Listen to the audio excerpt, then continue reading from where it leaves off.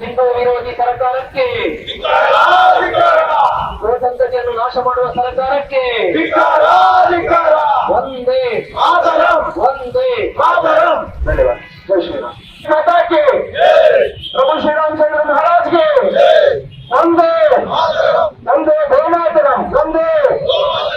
ಸಿದ್ದರಾಮಯ್ಯ ಸರ್ಕಾರ ನಿಂತಿರತಕ್ಕಂಥದ್ದು, ಅದರ ವಿರುದ್ಧವಾಗಿ ನಡೀತಕ್ಕಂತಹ ಈ ಪ್ರತಿಭಟನೆಯಲ್ಲಿರುವಂತಹ ಸಂಘಟನೆಯ ಸಂಘ ಪರಿವಾರದ ವಿವಿಧ ಕ್ಷೇತ್ರಗಳ ಎಲ್ಲ ಹಿರಿಯರ ಪ್ರತಿ ಬಾರಿ ಕಾಂಗ್ರೆಸ್ ಸರ್ಕಾರ ಬಂದಾಗ ಗೋಮಾತೆಯ ರಕ್ಷಣೆಗೋಸ್ಕರವಾಗಿ ನಾವು ಬೀದಿಗಿಳಿಯುವುದು ಅನಿವಾರ್ಯ. ಮೊದಲನೇದಾಗಿ ಇಡೀ ನಮ್ಮ ದಕ್ಷಿಣ ಕನ್ನಡ ಜಿಲ್ಲೆಯಲ್ಲಿ ಯಾವುದೇ ಗೋಸಾಗಾಟ, ಅಕ್ರಮ ಗೋಸಾಗಾಟ ಆಗದಾಗೆ, ಅಕ್ರಮ ಗೋಹತ್ಯೆ ಆಗದಾಗೆ ನಮ್ಮ SP ಅವರು ತುಂಬಾ ಕಟ್ಟುನಿಟ್ಟಾಗಿ ಕ್ರಮವನ್ನು ಕೈಗೊಳ್ತಾ ಇದ್ದಾರೆ. ಅವರಿಗೆ ಅಭಿನಂದನೆಗಳನ್ನು ಸಲ್ಲಿಸ್ತಾ ಇದ್ದಾರೆ.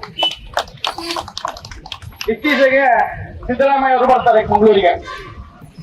ನಮ್ಮ ಹಿಂದೂಗಳ ಭಾವನೆಯನ್ನ ಕೆಣಕ್ಬೇಡಿ ಅಂತ ಎಚ್ಚರಿಕೆಯನ್ನ ಕೊಡುತ್ತಾ, ಮುಂದೇನಾದ್ರೂ ಈ ರೀತಿ ಹಮ್ಮವಿದ್ದರೆ ಆ ಕಾಯ್ದೆ ತಿದ್ದುಪಡಿ ಆದ್ರೆ ಕರ್ನಾಟಕ ಮಾತ್ರ ಅಲ್ಲ, ವಿಶ್ವ ಹಿಂದೂ ಪರಿಷತ್ ಬಜರಂಗ ದಳ ದೇಶವ್ಯಾಪಿ ಚಳುವಳಿಗೆ ಕರೆಯನ್ನ ಕೊಡುತ್ತೆ ಅಂತ ಹೇಳುತ್ತಾ ಅಂತ ಮಾತನ್ನ ಮುಗಿಸ್ತಾ ಇದ್ದೇನೆ. ಜೈ ಶ್ರೀರಾಮ್.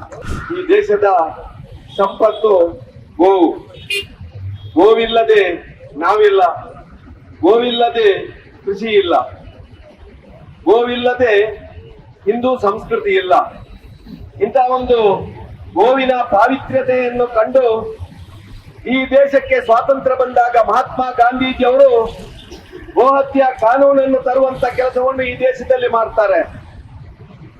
ಆದರೆ ಆ ಗೋಹತ್ಯೆ ಕಾನೂನಿನಲ್ಲಿರುವಂತಹ ತೊಡಕುಗಳಿಂದ ಇವತ್ತು ಗೋ ಕಳ್ಳರು, ಗೋ ದರೋಡೆಕಾರರು ನಿರ್ಭಯವಾಗಿ ತಮ್ಮ ಕೆಲಸವನ್ನು ಮುಂದುವರಿಸಿದಂತಹ ಸಂದರ್ಭದಲ್ಲಿ 2020ರಲ್ಲಿ ಕರ್ನಾಟಕದಲ್ಲಿ ಆಡಳಿತ ಮಾಡ್ತಾ ಇರುವಂತಹ ಭಾರತೀಯ ಜನತಾ ಪಾರ್ಟಿಯ ಸರ್ಕಾರ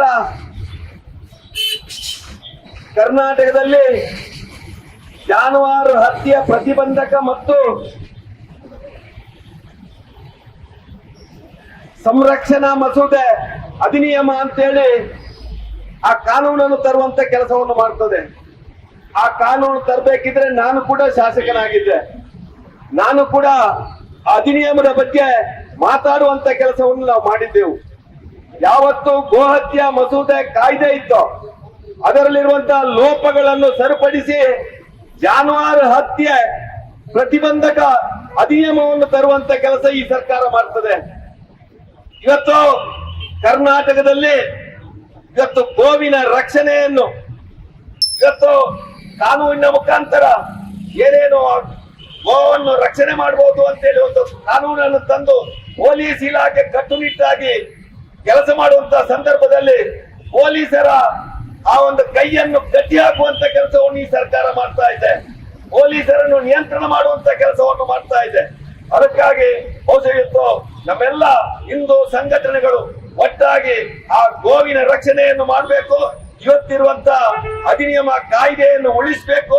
ಅದೇ ರೀತಿ ಆ ದ್ವೇಷ ಭಾಷಣ ಏನು ಇವತ್ತು ಕಾಯ್ದೆಯನ್ನು ತರ್ತಾರೋ ಅದನ್ನು ಕೂಡ ಇವತ್ತು ತಡೆ ಹಿಡಿಬೇಕು ಅಂತೇಳಿ ನಾನು ಆಗ್ರಹ ಪೂರ್ವಕವಾಗಿ ಸೇರಿರುವಂತ ಎಲ್ಲ ಬಂಧುಗಳ ಪರವಾಗಿ ಈ ಮೂಲಕ ಸರ್ಕಾರಕ್ಕೆ ಎಚ್ಚರಿಕೆಯನ್ನು ಕೊಡುವಂತ ಕೆಲಸವನ್ನು ಮಾಡ್ತಾ ಇದ್ದೇನೆ.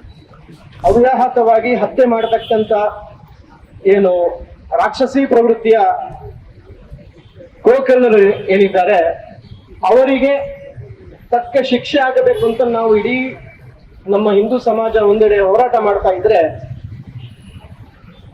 ಅದಕ್ಕೆ ವಿರುದ್ಧವಾಗಿ ಇವತ್ತಿನ ರಾಜ್ಯ ಸರ್ಕಾರ ಅವರನ್ನ ಬೆಂಬಲಿಸ್ತಕ್ಕಂತ, ಅವರನ್ನ ಪೋಷಿಸ್ತಕ್ಕಂತ ಒಂದು ಮಸೂದೆಯನ್ನ ತರಲಿಕ್ಕೆ ಇವತ್ತು ಹೊರಟಿದೆ.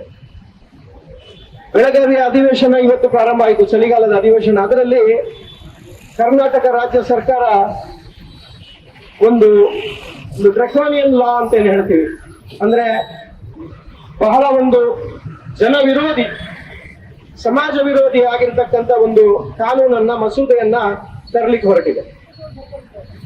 ಮುಂದಿನ ಭಾಜಪ ಸರ್ಕಾರ ಕರ್ನಾಟಕದಲ್ಲಿ ಇದ್ದಾಗ ಕರ್ನಾಟಕ ಜಾನುವಾರು ಹತ್ಯೆ ಪ್ರತಿಬಂಧಕ ಮತ್ತು ಸಂರಕ್ಷಣಾ ಕಾಯ್ದೆ 2020 ಅಂತ ಹೇಳುವ ಒಂದು ಕಾಯ್ದೆಯನ್ನ ತಂದಿತ್ತು. ಆ ಕಾಯ್ದೆ ಈಗಲೂ ಇದೆ. ಆ ಕಾಯ್ದೆ ಪ್ರಕಾರ ಯಾರು ಗೋಕಳ್ಳರು ಅಕ್ರಮವಾಗಿ ಗೋ ಸಾಗಾಟ ಮಾಡ್ತಾರೆ, ಗೋವನ್ನ ಕದ್ದು ಸಾಗಾಟ ಮಾಡ್ತಾರೆ, ಅವರನ್ನ ಪೊಲೀಸ್ ಇಲಾಖೆಯವರು ಬಂಧಿಸಿದಾಗ ಅವರು ಸಾಗಿಸಿದಂತಹ ಗೋವನ್ನ ಅಕ್ರಮವಾಗಿ ಕ್ರೂರತೆಯಲ್ಲಿ ಸಾಗಿಸಿದಂತಹ ವಾಹನಗಳನ್ನ ವಶಪಡಿಸಿಕೊಂಡಾಗ ಆ ವಾಹನಗಳಿಗೆ ವಾಹನಗಳನ್ನು ಮುಟ್ಟುಗೋಲು ಹಾಕುವಂತಹ ರೈಟ್, ಆ ಹಕ್ಕು ಪೊಲೀಸ್ ಇಲಾಖೆಗೆ ಇದೆ. ಜೊತೆಗೆ ಒಂದು ವೇಳೆ ಆ ವಾಹನಗಳನ್ನ ಬಿಡಿಸಿಕೊಳ್ಳಬೇಕಾದ್ರೆ ಗೋಕಳ್ಳರು ಅದಕ್ಕೆ ಒಂದು ಬಾಂಡ್ ಅನ್ನ ಕೊಟ್ಟು ಆ ವಾಹನದ ಮೌಲ್ಯ, ಉದಾಹರಣೆಗೆ ಒಂದು ವಾಹನ ಪಿಕಪ್ ವಾಹನಕ್ಕೆ, ಆ ಹಳೆ ವಾಹನ ಆಗಿದ್ರು ಕೂಡ ಒಂದು 5 ಲಕ್ಷ ಅಂತ ಹೇಳುವ ಮೌಲ್ಯ ಇದ್ರೆ 5 ಲಕ್ಷದ ಬಾಂಡ್ ಅನ್ನ ಗ್ಯಾರಂಟಿಯನ್ನ, ಬ್ಯಾಂಕ್ ಗ್ಯಾರಂಟಿಯನ್ನ ಕೊಟ್ಟು ಅದನ್ನ ತಾತ್ಕಾಲಿಕವಾಗಿ ಬಿಡಿಸುವಂತ ಕೆಲಸವನ್ನ ಮಾಡಬೇಕಾಗಿದೆ. ಒಂದು ವೇಳೆ ಕೇಸ್ ಆಯ್ತು ಅಂತ ಹೇಳಿದ್ರೆ ಅವರ ವಾಹನವನ್ನ ಮುಟ್ಟುಗೋಲು ಹಾಕುವಂತ ಪ್ರಮೇಯ ಬರ್ತದೆ. ಈ ಒಂದು ಸಮಸ್ಯೆ ಗೋಕಳ್ಳರಿಗೆ ಬಹಳ ಸಮಸ್ಯೆ ಆಗಿದೆ. ಯಾಕೆಂತ ಹೇಳಿದ್ರೆ ಇದರಿಂದ ಗೋಕಳ್ಳರಿಗೆ ವಾಹನಗಳು ಸಿಗ್ತಾ ಇಲ್ಲ ಸರಿಯಾಗಿ. ಬಾಡಿಗೆದಾರರು ಬಾಡಿಗೆಗೆ ವಾಹನವನ್ನ ಗೋಸಾಗಾಟ ಮಾಡಲಿಕ್ಕೆ ಕೊಡುವುದಿಲ್ಲ. ಇದನ್ನ ಸಡಿಲಗೊಳಿಸುವಂತ ಒಂದು ದೃಷ್ಟಿಯಲ್ಲಿ ನಮ್ಮ ಈ ಪ್ರತಿಭಟನೆಯನ್ನ ಲೆಕ್ಕಿಸದೆ ಸರ್ಕಾರ ಇದನ್ನ ಮುಂದುವರಿಸಿದಲ್ಲಿ ಕರ್ನಾಟಕ ರಾಜ್ಯಾದ್ಯಂತ ಹಿಂದೂಗಳು ಇದರ ವಿರುದ್ಧ ಹೋರಾಟ ಮಾಡುವುದಂತೂ ನಿಶ್ಚಯ ಅಂತ ಹೇಳ್ತಾ, ನಾನು ಈ ಸಂದರ್ಭದಲ್ಲಿ ಬಂದಿರತಕ್ಕಂಥ ಎಲ್ಲರಿಗೂ ಕೂಡ ಕೃತಜ್ಞತೆಯನ್ನು ಹೇಳ್ತೀನಿ.